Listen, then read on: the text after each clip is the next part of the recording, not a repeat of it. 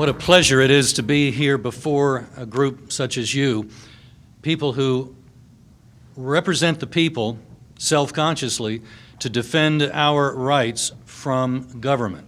That's what it's all about, and I know about some of you, and you've been doing that, and I salute you, because I know you don't even always, maybe never, have the support of your own county commissioners when you get involved in pushing back against illegitimate exercise, unconstitutional exercise of power. What you're fighting, what we're fighting, is a mentality of the ruling class. And having been in the legislature, I experienced how contagious that mentality can be.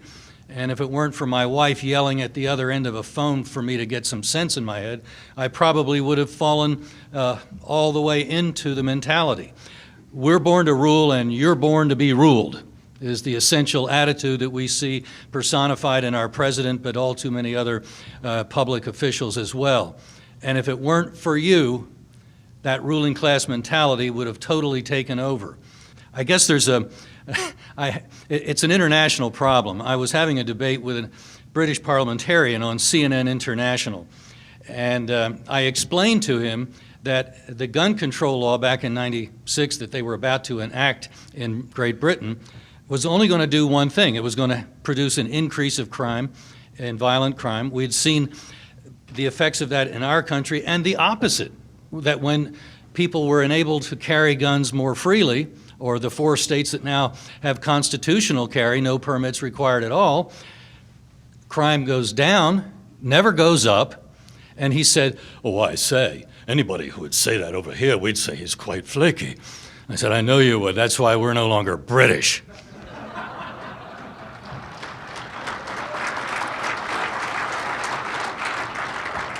But apparently there are folks in Washington that would like to still be under that same system. And maybe they think that we've elected a George III. Well, we have news for them. Not in your county, for sure. And that's, I think, the way we're going to see our way out of this mess, is when there's been enough nullification of federal tomfoolery, then it will fall of its own weight. But it takes the guts that you all have brought to the table to make it happen. We're making some progress. The state level particularly has been encouraging. More and more states are enacting more and more liberty to carry firearms concealed, which is something that even in my state of Virginia is now on the table for a constitutional carry measure. And I'm hopeful that many more states will be added to the list in this legislative season this year. The battle against zero care, I like to call it, Obamacare, is one that involves gun owners. I don't know if that had been brought to your attention, but the fact of the matter is it requires that all of our personal records, including medical records, be accessible to federal drones to troll through them. And that means they could compile their central data file on gun owners just like that. They have no idea, no concept at all of privacy. The nullification movement is represented ably by the state of Wyoming. They passed a Firearms Freedom Act, and I'm sure most of you know what those acts are. 6 states have them, and it says that if you have made a gun in the state and it stays in the state, no federal firearms laws apply whatsoever. This really blows up the bureaucrats' heads because, why, there's no regulation then. There's no licensing. There's no background checks. Yeah, kind of like the way it used to be when crime was lower. So Wyoming went one step further. They almost got it totally right. They said it's a 365-day crime with jail time, of course, if you impose federal law against state law.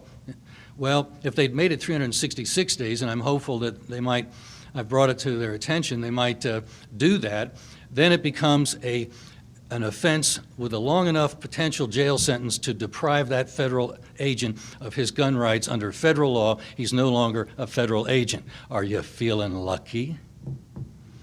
Thank you, Wyoming. That was really a good move.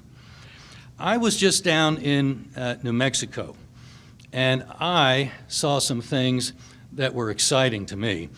I met with Sheriff Benny Hughes of Otero County on the Mexican border, and the county commissioners had decided that the village on top of the mountains, Cloudcroft, in the midst of a national forest, was in danger of being consumed if a forest fire were to come raging along. It was very dry this year. And so they enacted a measure that said that an 80,000 acre swath could be cut around Cloudcroft to protect it in the event of a fire. And the Forest Service said, anybody tries to do that and we'll arrest them. And the sheriff of the county, Mr. Hughes, said, if you arrest any of them, I'm arresting you.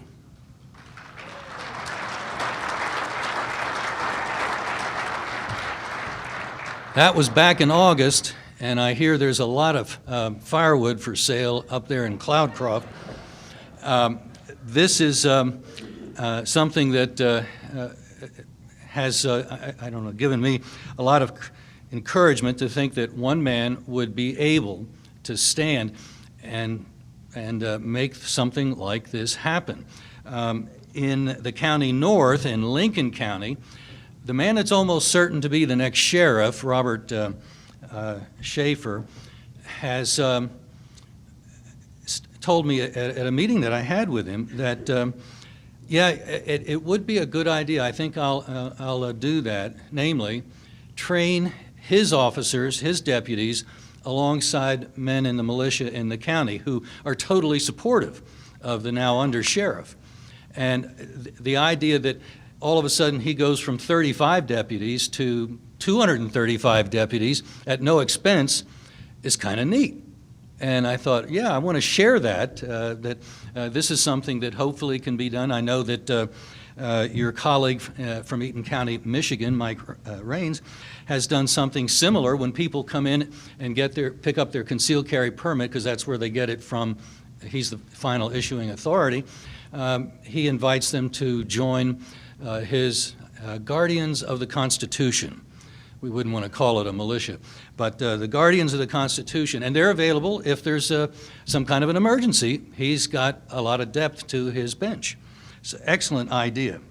The invasiveness of our government at the national level, and to perhaps some extent at the state level as well, is becoming a threat that I think is going to require more and more support to oppose from you all.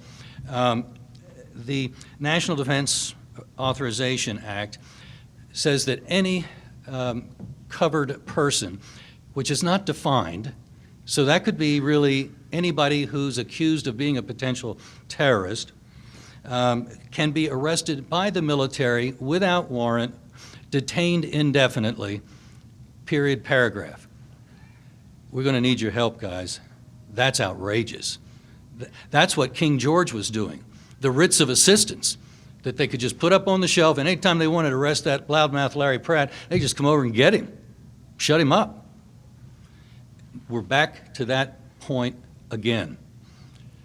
They would probably consider you parts of the terroristic threat in this country, because you all support the Constitution, and that's a crazy idea that has to be suppressed. The gentleman that invited me down to New Mexico and arranged the series of meetings that I had was one of our members, Dr. Ray Seidel. He told me of a friend of his who rode his bicycle from up in the mountains down about, well, at the speed limit, it's about a 3-hour drive to El Paso. A fellow that he'd loaned money to was ready to pay him back, so he rode down to pick up about $3,000, and it was in cash. When he came up to this Border Patrol checkpoint, some 25 miles north of the border, what an outrage that is. We saw earlier on that map that they think that there's 100 miles from the border that's Constitution free.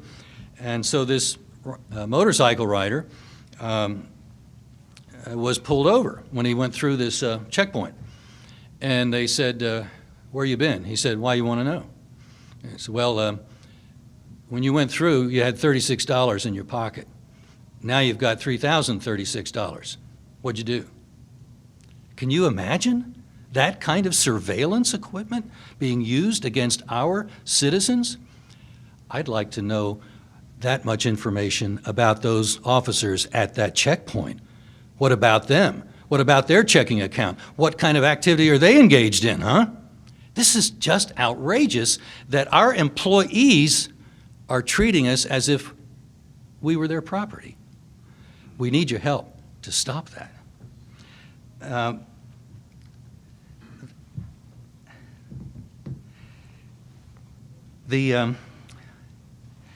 Let's make sure I've got everything here, and then I'll let them catch up with time. Oh, yes. One way we can combat this growing problem is to address the educational deficit of our country caused by our government schools. They are not teaching the Constitution. And I'm happy to say that my son, Eric, has written a book called Constitutional Recipe for Freedom, and it's at principlesofreedom.com.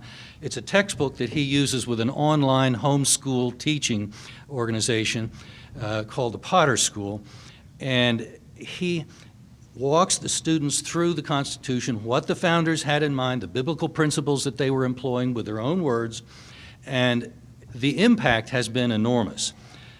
One of his students, she is an evangelical Christian, but she was in New York City, and bless her heart, she was just an uber liberal along with her parents. At the end of the course, not only had he won her over on the gun issue, which is what happens frequently when kids come in and take the class, but she then started arguing with her mom on their whole liberal worldview. He had transformed her just by walking her through what made this country so great, what made it so free, what made it so prosperous. So principlesofreedom.com is a tool that you could make available to people, direct people to, so that they can find out what are their rights. When some Pratt from Washington tells them you can't do something with your land, you say, well, what authority do you have to tell me that? Well, where is that in the Constitution? And sometimes that's enough to back people off. Dr. Seidel, after dropping me off, was pulled over at that same checkpoint.